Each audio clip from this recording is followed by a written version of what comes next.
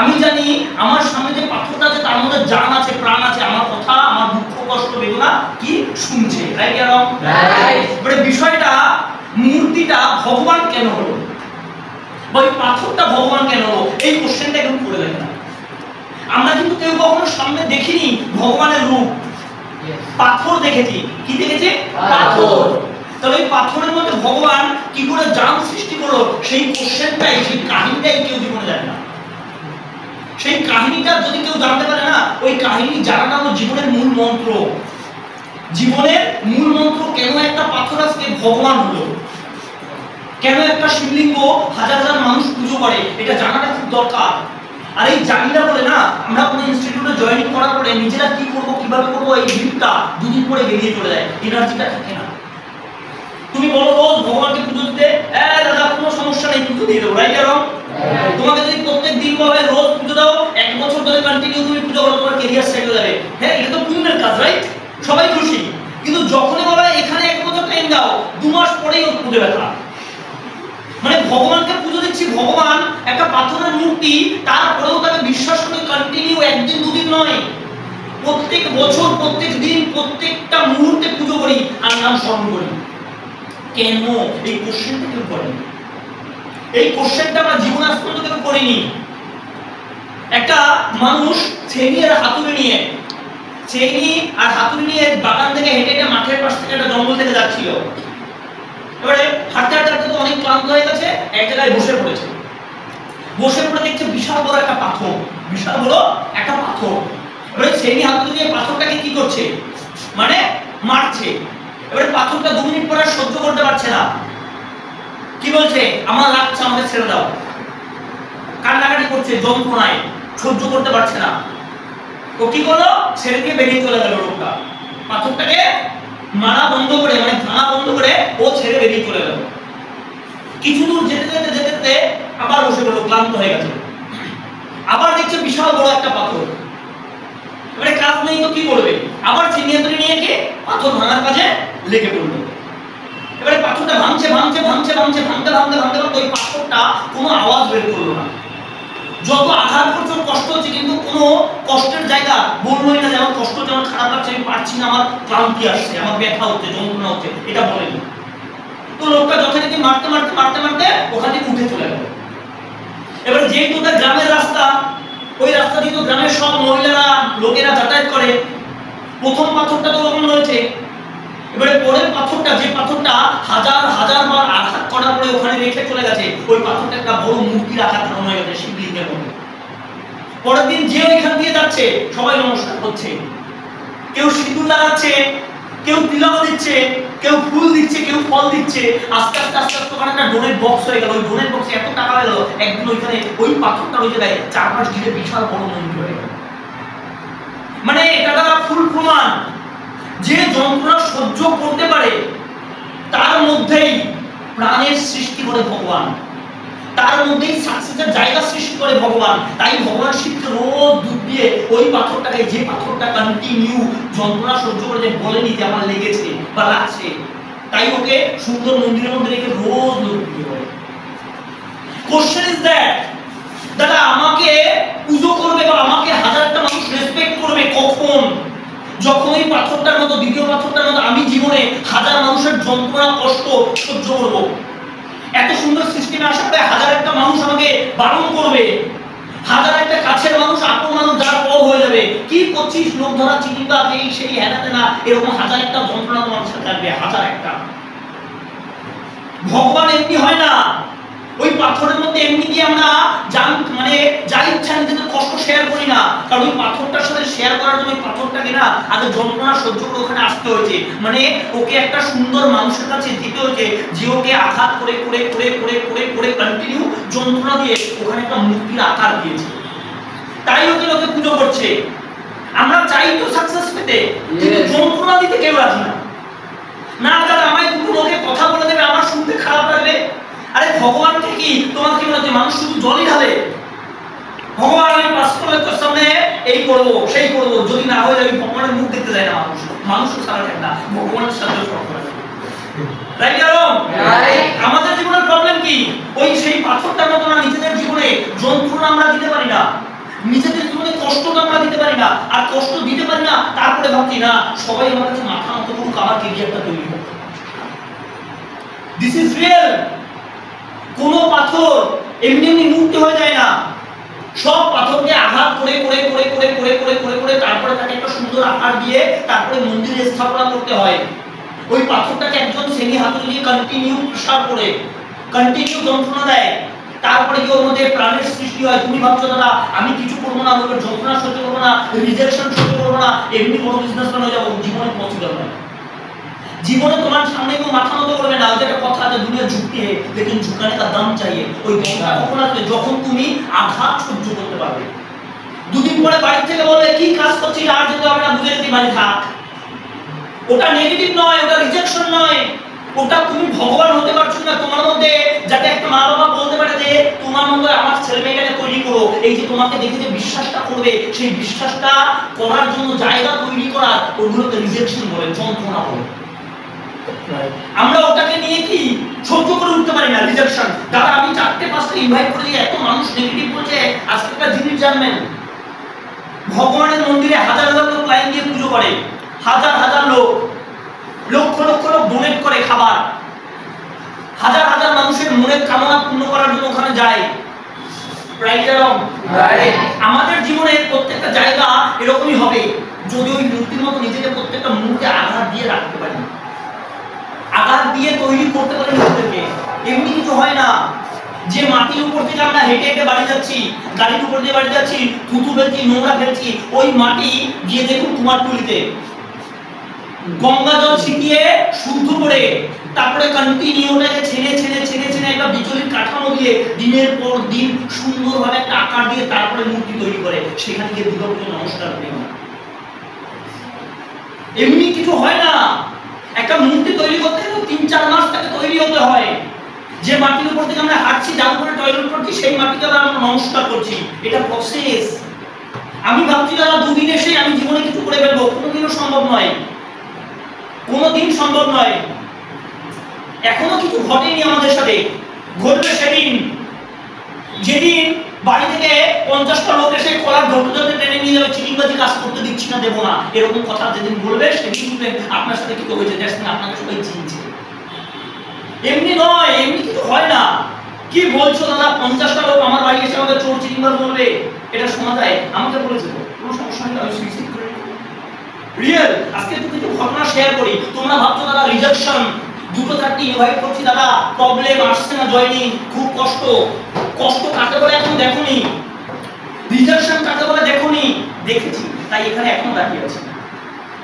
আর rejection দেখেছি বলে 2 লাখ টাকার বাইক চালাচ্ছি। বিজনেসটা শুরু করতে করতে করতে করতে করতে করতে একদিন 200-300 টিম হয়ে যায়, 200-300 টিম, হাজার মানুষ, হাজার হাজার মানুষ। শিয়ালদা থেকে বন্ধে এমন কোনো প্ল্যাটফর্ম নেই যেখানে আমি নামতাম স্যার 500 টাকা চেনে না, এরকম কোনো প্ল্যাটফর্ম নেই এখন। একদিন হঠাৎ করে রাতের বেলা একটা ফোন এসছে, হঠাৎ করে রাতের বেলায়, দাদা কালকে তুমি বাড়িতে থাকবে না, একটু শর্টে বলি তাহলে বুঝতে পারবে। দাদা কালকে তুমি রাতের বেলায় বাড়ি থাকবে না। আমি কেন? তারপরে আর কথা বলো না, ফোনটা কেটে দিল। ওই মুহূর্তে দাঁড়িয়ে আমার ঘরে বাইক, নতুন ল্যাপটপ, প্রজেক্টর, প্লাটিনামের আংটি, ঘরে যার জামা কাপড় ছিল 2 লাখ টাকার উপরে আমার ড্রেস করছি। রাত 4টার সময় 70 থেকে 80টা ছেলে আমার বাড়িতে ঢুকেছে, 70 থেকে 80টা ছেলে। নট অফ জোকস, একটাও মিথ্যা কথা বলছি না। যদি প্রয়োজন না হয় আমার বাবা আসবে, একটু পরে জিজ্ঞেস করে দেখুন। 70 থেকে 80টা ছেলে। কারা? নেটওয়ার্ক মার্কেটিং ধারণা তাদের কাছে কারা, যারা এরকম সিস্টেমে বসেছিল। আমাদের একদিন ট্রেনিং করেছে, ওই পাঠা মাল হয় না কিছু বেরিয়ে গিয়ে দল হয়, দল, ওই পাঠা মাল এসে আমার বাড়ি থেকে সবকিছু নিয়ে ওরা পার্টি অফিসে গেছে আমাকে নিয়ে, মুখে কালি মাখিয়ে। মেইন রোডে হাজার লোক, যেখানে আমরা রোড চিনে একটা রেসপেক্ট করতো, মুখে কালি চুল মাখিয়ে নিয়ে গেছে, করতে দিচ্ছি না, দেখো না তখন আমাকে ওই দিন রাতারাতি 4 লাখ টাকা রিটার্ন দিতে হবে। 4 লাখ কিসের? ওই কারোর 2000 কারোর 5000 কারোর কম্পিউটার হয়ে গেছে, তারপরে বলছে আমি কম্পিউটার শিখবো না, আমাকে টাকা দিতে হবে। এবার ওই মুহূর্তে ইনস্ট্যান্ট দাঁড়িয়ে কোম্পানি কোথা থেকে দেবে? কোম্পানির কাছে তো একটা প্রসেস আছে, তারপরে সবকিছু আসবে। একটা ছোট্ট জিনিস ভেবে দেখো তো, যে মানুষটাকে শিয়ালদা থেকে বনগা প্ল্যাটফর্মে এমন কোনো লোক নেই চেনে না, যে প্রত্যেক উইকে 30-40 হাজার টাকা ইনকাম করে, ওই সময় দাঁড়িয়ে তাকে যদি হাজার হাজার মানুষের সামনে আবার ফেসবুকে ভিডিও করতে করতে নিয়ে যায়, লাইভ করতে করতে, তোমাদের সাথে ঘটলে তোমরা কি করতে? সুইসাইড নাকি মা বাবার শুদ্ধ সুইসাইড করতে? একবার ভেবে দেখো। Really not of jokes, not of jokes. আমি দিনের বেলায় ওই দিন বাইক, ল্যাপটপ, প্রজেক্টর সব বিক্রি করে 4 লাখ টাকা দিয়েছি, 4 লাখ টাকা। তারপরেও ছেড়ে দেয়নি। এটা কেন? এবার হলো কোশ্চেন, না কেন? বিকজ আমি জানি আমি ভুল করছি না ঠিক করছি। আমি জানি আমি ভুল না ঠিক, আর তুমি বিলিভ করবে না, সেই জায়গায় থেকে কন্টিনিউ কাজ করে মানুষকে প্রমাণ করে দেখিয়েছি আমি ভুল না ঠিক। তারা আমাকে নত স্বীকার করতে বাধ্য হয়েছে। তারা নত স্বীকার করতে বাধ্য হয়েছে। তো জীবনের যুদ্ধ এখন দেখনি, শুরুয়াত। আজকে তোমাকে এখান থেকে না 20টা ছেলে যদি মুখে চুনকালি মাখিয়ে লাইভ ভিডিও করতে করতে নিয়ে যায়, চিটিংবাজি কাজ করছে, চোর, কাজ করতে দিচ্ছি না, দেবো না, তুমি কি করবে একবার ভেবে দেখো। তার থেকে তো কম রিজেকশন খাচ্ছ, দুটো ইনভাইটিং করছো, আসছে না, ভাবছো দাদা আমি হেভি কষ্টে আছি। কোনো কষ্টে নেই ভাই, তারপরেও আমার মা বাবা কন্টিনিউ আমাকে এখানে আসতে দিচ্ছে, এখনো বারণ করে না। তার রিজন আছে, জানে আমার ছেলে কি করছে, ভুল না ঠিক, জানে আমার ছেলে জীবনে কিছু করতে পেরেছে মানুষের জন্য, জানে আমার ছেলে আগে যা ছিল তার থেকে অনেক বেটার আছে। This is the rules, this is the process. জীবনে এমনি কিছু হয় না বস। তুমি ভাবছো দাদা সবকিছু হয়ে যাবে, এমনি 7,000 টাকার বেল্ট কোমরে ঢোকে না, এমনি 4,000 5,000 টাকার আমার জামা কাপড় গায়ে আসে না, তার জন্য জীবনে কিছু করতে হয়। যন্ত্রণা সহ্য না করতে পারলে জীবনে সাকসেস হ্যান্ডেল করতে পারবে ভাই। মাইক্রোফোন নিয়ে স্টেজে উঠে যাবে। আমি এসেছিলাম 2 বছর ছিলাম, কাজ করেছি, 10টা ইনভাইট করেছি, আবার টিম হয়ে গেছে, বড় বিজনেস করে নিয়েছি। লোকের জুতো সারি মেরে তাড়িয়ে দেবে, সারা জুতো মেরে। যদি যন্ত্রণা না সহ্য করলে, যদি জীবনে জ্বালা না পেলে, যদি রিজেকশন না পেলে, তাহলে মজা কোথায়? মাইক্রোফোনে বলবে কি ভাই?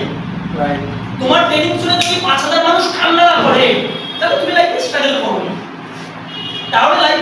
করোনি। আজকে যত বড় বড় সাকসেসফুল পারসন আছে না, সবাই সারা জীবন রিজেকশন খেয়েছে, সারা জীবন। তুমি 2-3 জনের টিম বানানোর জন্য প্রচুর স্ট্রাগল করছো মনে হচ্ছে। আজকে ভারতবর্ষে কোন মানুষটা টিম বানায় না? একটা সাকসেসফুল পারসনকে দেখিয়ে দাও, একটা যার টিম নেই। আরে ভাই টিম ছাড়া জীবনে সাকসেসফুল পাওয়া যায় না, জীবনে সাকসেস পাওয়া যায় না। টিম না থাকলে ঘরে মা বাবা ভাই বোন মিলে 4জন 5জন ফ্যামিলি মেম্বার, ওটাও তো একটা টিম। আজকে টাটা কোম্পানি এমনি সাকসেসফুল হয়নি, টাটা কোম্পানির একটা টিম আছে। আজকে বিল গেটস ওয়ার্ল্ডের number 1 businessman, number 1 richest people. তোমার কি মনে হচ্ছে বিল গেটস একা মালিক? ওর আন্ডারে বিশাল বড় একটা টিম আছে। পৃথিবীতে কোন জায়গা নেই যেখানে টিম নেই? আমাকে একটু বলে দাও তো। যে স্কুল থেকে পাস আউট করে বেরিয়েছে, ওই স্কুলে 20টা টিচার আছে, তারাও একটা লাইব্রেরিতে সবাই মিলে একটা টিম। কি বলছো দাদা? This is real. একটা চুল থেকে নখ পর্যন্ত পৃথিবীর সব জায়গায় টিম কাজ করে, সব জায়গায়। এই মার্কারটা তৈরির জন্য একটা টিমের খুব গুরুত্বপূর্ণ ভূমিকা আছে। কারণ একটা মার্কার তৈরির জন্য না একটা মানুষ যথেষ্ট নয়। কেউ কালি তৈরি করে, কেউ মূর্তি তৈরি করে, কেউ এই উপরের প্যাকিংটা তৈরি করে। হাজার একটা প্রসেসের জন্য সব জায়গায় টিম লাগে। আর আমি কেন টিম বানাবো? টিম বানিয়ে দাদা আমার বেনিফিট কি? আজকে ভারতবর্ষ না, আজকে ওয়ার্ল্ডে পৃথিবীতে যত বড় বড় জায়গা আছে সব জায়গায় একটা কমন জিনিস আছে, সেটা কি বলে? টিম। টিম সব জায়গায় একটা common word, team. Team work. ছোটবেলা থেকে অঙ্কে একটা মানে অঙ্ক করেছিলাম না, একটা ব্যক্তি 10 দিনে একটা কাজ করে কতদিনে, আবার 10 জনে ওই কাজটাই কদিনে করবে। মানে কি আমরা একার দ্বারা যদি জীবনে আজকের দিনে ভাবো, টাটা কোম্পানি যদি ভাবতো আমি একাই বড় বিজনেস করে ফেলবো, টাটা জীবনে গাড়ি তৈরি করতে পারতো না। কারণ টাটা কোম্পানির গাড়ি তৈরি হচ্ছে হাজার হাজার ইঞ্জিনিয়ার দ্বারা, একটা টিম দিয়ে। পৃথিবীর প্রত্যেকটা ফিল্ডে যারাই লাইফে সাকসেসফুল, এবার তুমি বলতে পারো না কি করে? শাহরুখ খান তো টিম নেই, রাইট এর রং। আরে কে বলতে শাহরুখ খানের টিম নেই? শাহরুখ খানের যত ফ্যান ফলোইং সবই তো টিম। সবাই ওর মুভিটা দেখে বলেই ও সাকসেসফুল। জায়গাটাকে বুঝতে হবে আগে। অমিতাভ বচ্চনের মুভিটা দেখে বলে ও সাকসেসফুল। এদের ফ্যান ফলোইং আলাদা আলাদা। সালমান খানের ফ্যান আলাদা, শাহরুখ খানের ফ্যান আলাদা, মানে ওরা ওদের একটা টিম। এটাকে বুঝতে হবে আগে। পৃথিবীর প্রত্যেকটা জায়গায় টিম মেকিং কাজ করে, প্রত্যেকটা জায়গায়। আর আমরা ছোট জিনিসগুলোই বুঝি না, তারা কেন টিম বানাতে হবে। আর আজকে সাকসেসফুল মানুষ তারা যারা টিম তৈরি করে, তারা সাধু জব করে একা স্বার্থপর হয়, একা, ওই জন্য জীবনে সাকসেস পায় না। তাহলে টিম কেন বিল্ড আপ করতে হবে এটা বুঝতে হবে। বাট টাটা কোম্পানির টিমটা একদিনে তৈরি হয়নি, স্টিভ জবসের টিমটা একদিনে তৈরি হয়নি, তাকে লাগাতার মেহনত করতে হয়েছে। আজকে কেএফসি একদিনে বিশাল বড় একটা টিম তৈরি করে হাজার দেশে বিভিন্ন কিছু তৈরি করেনি, হাজার জায়গা মানে সব রেডি করেনি, ওর জন্য তাকে কন্টিনিউ বছরের পর বছর মেহনত করতে হয়েছে। আমরা মেহনত করতে চাই না, কিন্তু বিশাল কিছু করে দিতে চাই। উইদাউট মেহনত জীবনে কিছু হয় না। ওই যে বললাম না, ভগবান হওয়ার জন্য আগে ওটার জন্য যন্ত্রণা সহ্য করতে হয়। আপনি কতটা যন্ত্রণা সহ্য করতে পারছেন সেটা ইম্পর্টেন্ট। আপনি কত বড় সাকসেসফুল পারসন হবেন তার জন্য, আপনি কত বড় সাকসেসফুল পারসন হবে তার জন্য খুব ইম্পর্টেন্ট। আপনি জীবনে কত যন্ত্রণা সহ্য করতে পারছেন সেটা। যন্ত্রণা সহ্য না করতে পারলে জীবনে বড় কিছু হ্যান্ডেল করা যায় না। জীবনে বড় কিছু অ্যাচিভ করতে গেলে নিজেকে স্ট্রাগল করতে হয়, জ্বালা সহ্য করাতে হবে। একটা লোহা ধারালো অস্ত্র হতে গেলে ওই লোহাটাকে যত ডিগ্রি বেশি টেম্পারেচারে গরম করবে ও তত সুন্দর ধারালো অস্ত্র তৈরি হবে। আমরা কি না দাদা, আগুন সহ্য করা যাবে না, কষ্ট সহ্য করা যাবে না, রিজেকশন সহ্য করা যাবে না। আমি 4-5টা ইনভাইট করে দিই দাদা, কেউ আসছে না, রাইট না রং? আমি 5টা-6টা ইনভাইট করে দিয়েছি দাদা, আর ভালো লাগছে না। একটা মানুষকে একবার ইনভাইট করার পরে দ্বিতীয়বার বলতে লজ্জা করে, ও না করে দিয়েছে দাদা, আবার ওকে বলবো, রাইট না রং?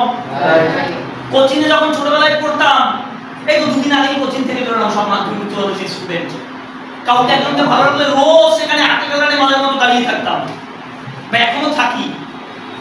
জানি আমাকে পাত্তা দেয় না, আমাকে ভ্যালু দেয় না, তারপরেও কন্টিনিউ না। কেন বলো না, তোমার জন্য সব করে দেবো, তুমি একবার শুধু হ্যাঁ বলো। ও বলছে তোমাকে পছন্দ না, আরে তুমি বলো আমাকে কি চেঞ্জ করতে হবে, আমি করে দেবো, বলো। বলছে তাও আমার পছন্দ না, আরে আমি আমার মা বাবাকে নিয়ে তোমার বাড়িতে সম্বন্ধ। শালা তখন একটা মানুষকে রোজ ওই সেম টাইমে ওখানে গিয়ে রোজ বলতে পারে, আর একটা ইনভাইটিং করতে গেলে যদি না বলে দেয়, না আমি না বলছি, ও না বলছি, কি হচ্ছে তোমার কিডনি খুলে দিয়েছে, শালা না বলে দিয়েছে, মানে একটা না বলে দেয় মানে আমি বুঝে নিয়েছি আমার কিছু করার নেই। 150 কোটির ভারতবর্ষ, 150 কোটি, একটা হাতুড়ির বাড়িতে ভগবান তৈরি হয়নি, ওকে হাজার হাজার কোটি কোটি হাতুড়ির বাড়ি দিয়ে তারপরে তৈরি হয়েছে। তুমি কয় হাজার হাতুড়ির বাড়ি বা কয় হাজার রিজেকশন দিতে সেটা একদম ভালো ইনভাইটিং করতে পারলে জয়েনিং হয় না। তুমি কত বেশি ইনভাইটিং করতে পারছো তার উপরে ডিপেন্ডেবল তোমার কত বড় টিম হবে। আমার তো হিসেব নেই জীবনে আমি কত হাজার সালে ইনভাইটিং করেছি, জয়েনিং করেছি 200 প্লাস, আমার পার্সোনাল জয়েনিং এ 200 প্লাস, ও হাজার ইনভাইটিং করেছি, তার কোনো গুণাগুণি নেই। জীবনটাই ওখানে, আমরা হাতুড়ির বাড়িগুলো সহ্য করতে পারি না, তার আগেই জীবনে কি যন্ত্রণা শুরু হয়ে যায়, তার আগেই কষ্ট শুরু হয়ে যায়। দাদা গরমের মধ্যে আর কত যাবো, গরমের মধ্যে আর কত যাবো দাদা, কিসের গরম ভাই, কোথায় গরম? আমাদের জীবনে গরম নেই? যে বাবা মা 24টা ঘন্টা বাইরে পরিশ্রম করতে তাদের গরম নেই? তাদের জন্য খাটছে, আমাদের জন্য। তাহলে আমাদের কর্তব্য কি এটা বোঝা দরকার। আমি আবার একটা কথা বলছি, শিবলিঙ্গে এমনি লোকে জল ঢালে না, ঠাকুরকে এমনি পুজো করে না, তার জন্য তাকে অনেক অনেক যন্ত্রণা সহ্য করতে হয়েছে, তারপরে গিয়ে সে মন্দিরে জায়গা পেয়েছে। কেন? মূর্তিটা তো অন্য কিছু তো তৈরি হতে পারতো। দেখো আজকের দিনে দাঁড়িয়ে পৃথিবীতে যত বেশি মূর্তি আছে সবই পাথরের। এর পেছনে রিজন আছে, অনেক মেটেরিয়ালস আছে তো, সোনা রূপো তামা কি আছে কি নেই, কাঠ ইট বালি সিমেন্ট আছে না, তোকে বালি সিমেন্ট দিয়েও তো বানাতে পারতো, কেন পাথর দিয়ে বানাচ্ছে? এর পেছনে ভগবানের বড় রিজন, এটা বাস্তব কাহিনী, বাস্তব ঘটনা। এই জায়গাগুলোকেই আমরা বুঝি না, এই ছোট ছোট ক্যালকুলেশন গুলো আমরা জীবন থেকে হারিয়ে যাই। একটা ছেলে 13-14 বছর ধরে পড়ার পরে মাধ্যমিক উচ্চ মাধ্যমিক পাস করছে, পাচ্ছে কি বিগ জিরো, কিছু নেই। আর 1 বছর যখন বলা হচ্ছে তুমি ভালো করে নেটওয়ার্ক মার্কেটিংটা করছো, কি বলছো দাদা 1 বছর, মানে কিডনি ফিডনি সব ড্যামেজ হয়ে যাবে 1 বছর এখন কাম করছে। আরে ভাই জীবন থেকে একটা বছর চলে গেলে কি এমন আসবে যাবে আমাকে একটু বলো। একটা মানুষ বলে, একটা মানুষ 60 বছর বাঁচে, 60 বছর, 16 বছর ধরে 15 বছর ধরে তুমি এইচএস কমপ্লিট করছো, পাচ্ছ কি কিছু না। একটা বছর নেটওয়ার্ক মার্কেটিং করে নিলে, একটা বছর যদি নেটওয়ার্ক মার্কেটিং এর ডিগ্রিটা ভালো করে নিজের মধ্যে নিতে পারো, চ্যালেঞ্জে বলতে পারি, বাইরে গিয়ে বলতে পারো স্যার আমার সাথে কথা বলতে গেলে 10 জনের দরকার মাফ করো। यस, এটা নেটওয়ার্ক মার্কেটিং এর দম। 1 বছর কাজ করবে, তারপরে বাইকটা কিনবে, সেদিন বুঝবে 15 বছর পড়াশোনা থেকে অ্যাটলিস্ট 1 বছর ভালো করে পড়াশোনাটা করাটা দরকার। একদম यस। আর ওই একটা বছর পড়াশোনা করতে গেলে না হাজার মানুষ তোমায় রিজেকশন করবে, হাজার মানুষ, আমি চ্যালেঞ্জ দিয়ে বলে দিচ্ছি। ওই তো বললাম রেডি থাকো, কিশোর মিস্ত্রির মতো কোনদিন মুখে কালি চুন মাখতে পারে, কারণ তুমি চিটিং বাজ। তুমি কি চ্যালেঞ্জে বলে দিচ্ছি, এই ঘরে যারা বসে আছো বাড়িতে আজকে 10 জন লোক যা ঝামেলা করতে, চিটিং বাজ সারা টাকা। তোমার মা বাবা তো পরের দিন ঘরের দরজা শিকল আটকে রেখে দেবে, আর আমাদের যেদিন ওটা করে যায় পরের দিনই সারা ট্রেনিং দিতে গেছিল। হ্যাঁ কেন? আমি ভেবেছি জীবনে এটা আমার কাছে আরো বেশি সুযোগ, সারা যন্ত্রণা ভেতরে মরতে দেবে না, যন্ত্রণা গরমে গরমে আরো বেশি আঘাত। রিয়েলি আমি পরের দিন সারা বাইক ফাইক সব বেঁচে দিয়েছি। আমার প্লাটিনামের 70,000 টাকা আমি 20,000 টাকা বিক্রি করছি, 20,000 টাকা টাকার দরকার। নতুন ডেল কোম্পানি ল্যাপটপ 13-14,000 টাকা বেচে দিয়েছি, বাইক বিক্রি করেছি 30,000 টাকায়, 90,000 টাকা ক্যাশে বাইক কেনা টাকার জন্য। তুমি কি ভাবছো সস্তা? সব এমনি হয়ে যায়। আর দেখো ভগবান আমাকে আটকায়নি, পরে আবার ঠিক বাইক দিয়ে দিয়েছে। ওই যে কি বলে উপর আছে তোমাকে ছাড়া এমন কিছু পরীক্ষা নিয়ে নেবে না, এমন পরীক্ষা নেবে তুমি ভাবতে পারবে না ছাড়া তুমি করবে কি। তোমাকে ভগবান ভাবতে বাধ্য করে দেবে সিস্টেম ছাড়তে, তোমাকে ভগবান বাধ্য করে দেবে পৃথিবী থেকে আলাদা সরে যেতে, ফার্স্টেশনে ঢুকতে। তুমি ফার্স্টেশনে হ্যান্ডেল করতে পারছো কিনা সেটা ডিপেন্ডেবল তোমার মাইন্ড তোমাকে কত বড় সাকসেসে নিয়ে যাবে। কোনোদিনও সাকসেসে যাওয়ার আগে রিজেকশন খাবে না, বড় ঘটনা ঘটবে না, এটা হতেই পারে না। আজকে নওয়াজুদ্দিন সিদ্দিকী বলিউডের নাম্বার 1 টপ অ্যাক্টিং এর বাদশা, এখন কন্টিনিউ কয়েক বছর ধরে টয় বয়ের কাজ করছে। টয় বয় মানে বুঝো, এটো চা খাবে লোকে তাই দিবে সবাইকে চা, মানে ফিল্ম ইনস্টিটিউটের চা দিত। তোমার কি মনে রিজেকশন হয়নি? যে মানুষটা স্বপ্ন মুখে নিয়ে এসছে আমি অ্যাক্টর হব, সে নাকি অ্যাক্টরদের কি দিত? চা।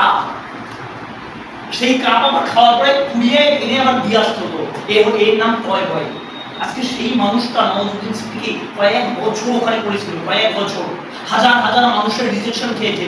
প্রথমে ছোট ছোট রোল পেত, রোল ছোট রোল মানে সিনেমার মধ্যে নেগেটিভ সিন হয় না, ওই সাইড রোল নেগেটিভ সিন করার জন্য রোল পেত। আজকে সেই নওয়াজুদ্দিন সিদ্দিকী নিজেকে এমন ভাবে তৈরি করছে কন্টিনিউ ধরে ধরে ধরে ধরে এত যন্ত্রণা সহ্য করার পরে আজকে সে বলিউডের অ্যাক্টিং এর বাদশা, এক নামে সবাই চিনে নওয়াজুদ্দিন সিদ্দিকী। এমনি কিছু হয় না বস, এমনি কিছু হয় না। আমির খান এমনি বলিউডের পারফেকশনিস্ট হয়নি। একটা মুভি যখন ওকে কেউ স্ক্রিপ্ট শোনায় তারপরে নিজেকে পুরোপুরি ওর মতো চেঞ্জ করে, 2-3 বছর সময় নেয় গল্প শোনার পরে নিজেকে চেঞ্জ করার জন্য। দাঙ্গাল মুভিটা হলো প্রথমে কি শুটিং করেছে জানোই না, এগুলো দেখতে হবে, এগুলো বায়োগ্রাফি, এগুলো জানতে হয়। দাঙ্গাল মুভি তো আগে কি করেছে বুড়ি বানানোর মানে কাজ করেছে, পরে মানে বডি বিল্ডিং করেছে, মানে দুটো চেহারা আছে ওখানে। তো মানুষ নিজেকে কতটা পারফেক্ট ভাবে তৈরি করে, আগে খেতে ইচ্ছা মতো মোটা হয়ে গেছে, ও জানে আগে এখন ঠিকঠাক আছে ফিটফাট, এখন শুটিংটা করে আবার বাড়াবো, তার থেকে দরকার কি নিজেকে কষ্ট দেবো। ও কষ্ট দিয়ে নিজেকে খেয়ে বেড়ে তারপরে ওই শুটিং করে তারপরে আবার নিজের জিমে গিয়ে চেহারা বিল্ড আপ করেছে। এমনিও একজন মানুষ পারফেকশনিস্ট হতে পারে না বস। অমিতাভ বচ্চন প্রথম রেডিও জকিতে চাকরির জন্য গেছিল। রেডিও জকি মানে বলো, রেডিও জকি মানে বলো না, রেডিওতে যেখানে ওই গান টান হয় এবং 2 মিনিট পর পর কেউ কথা বলে, ওটাকে বলে রেডিও জকি। ওকে বলছে আপনার গলার স্বর ভালো না, এরকম হাইট দেখতে ভালো না, আপনাকে চান্স হবে না। 10 থেকে 15 জায়গায় মানুষ রিজেক্ট করে দিয়েছে। ভালো করে বুঝবে, একটা মানুষ অমিতাভ বচ্চন তখন তাকে কেউ চিনতো না, কোনো ফ্যান ফলোইং কিচ্ছু ছিল না, নরমাল একটা অর্ডিনারি পিপল। রেডিও জকিতে চাকরি দেখাচ্ছে, নরমাল রেডিও জকি। ওকে বলছে আপনার গলার স্বর ভালো না, আপনি কোথাও চান্স পাবেন না, 10 জায়গায় রিজেক্ট করেছে। আজকে সেই মানুষটার ভয়েস শুনলে ওয়াল বলে দেবে তোমার কি মনে হচ্ছে রিজেকশন খাইনি না? আমি 10টা ইনভাইট করে দিয়েছি, 10 রকম 10 জনের কথা শুনিয়েছে। কি হচ্ছে স্যার, তুমি কোন কোথাকার মাইকা লাগবে যে তোমাকে দুটো কথা শোনাতে পারবে না? আর এই 10টা কথা এখন শুনতে পারবে না, সারা জীবন 10টা না হাজার হাজার কথা শুনতে হবে নিজের মানুষের কাছ থেকে, যদি জীবনে এই মার্কা না থাকে, যদি কেরিয়ারটা না থাকে। আর যদি এখন হাজার মানুষের রিজেকশন নিতে পারো তবে গিয়ে সবাই তোমাকে কি করবে? জানতাম তুই কিছু করতে পারবি, জানতাম তোমাদের ট্যালেন্ট আছে। যে মালগুলো তোমাকে রিজেক্ট করছে সেই মালগুলো একটা টাইমে বলে তোর মধ্যে কিছু আছে, তুই পারবি। তার জন্য রিজেকশন খাওয়ার জন্য রেডি কিনা সেটা হলো কোশ্চেন। জীবনে আঘাত খাওয়ার জন্য রেডি কিনা সেটা কোশ্চেন। 2 দিন পরে হতে পারে বাড়িতে খেতে দেবে না সব। হ্যাঁ কি করছিস সারাদিন ফোনে বক করছিস, পাগল হয়ে গেছিস, দরকার নেই কিছু ছেড়ে বাড়ি খেতে হবে, খেতেও নাও দিতে পারে, তখন কি করবে? তখন কি করবে সেটা হলো কোশ্চেন। তখন জীবনে সুযোগ খোঁজাটা দরকার। কি সুযোগ? সারা হোটেলে কাজ করবো, নেটওয়ার্ক মার্কেটিং করবো, হোটেলে কাজ করবো, খাবো, কাজ করবো, কি রাইট না? ওই সময় দাঁড়িয়ে মানুষ ডিসিশন নিতে পারে না। যখন 2 মাস 3 মাস কাজ করার পরে বাড়ি থেকে মা বাবা চার্জ দিতে হবে না, অনেক করে নিয়েছি, বুঝে গেছিস, অনেক করে নিয়েছিস, বুঝে গেছিস, এবার বস ঘরে। ওই রিজেকশন নিতে পারে না। ওই সময় দাঁড়িয়ে একটা বাচ্চার কি করা দরকার না দরকার সেটা বুঝতে পারে না, হারিয়ে যায়। আর হারিয়ে যায় বলে সবাই কিশোর মিস্ত্রি হতে পারে না। আজকে 117টা দেশের উপরে 170টা দেশের উপরে নেটওয়ার্ক মার্কেটিং চলছে। 170টা দেশের উপরে নেটওয়ার্ক মার্কেটিং শুধু চলছে না, 170টা দেশে কিশোর মিস্ত্রির মতো কোটি কোটি মানুষ তৈরি করেছে। এই তো মানে কিশোর মিস্ত্রির মতো বাচ্চা, নেটওয়ার্ক মার্কেটিং এ কিশোর মিস্ত্রি বাচ্চা, যারা BMW চালায়, যারা রোলস রয়েস চালায়, ওরা হলো শেয়ারা। ওরকম 170টা দেশে হাজার হাজার মানুষ, কোটি কোটি মানুষকে তৈরি করেছে নেটওয়ার্ক মার্কেটিং। তাহলে সবাই রিজেকশন। তুমি ভাবছো আমি রিজেকশন খাবো?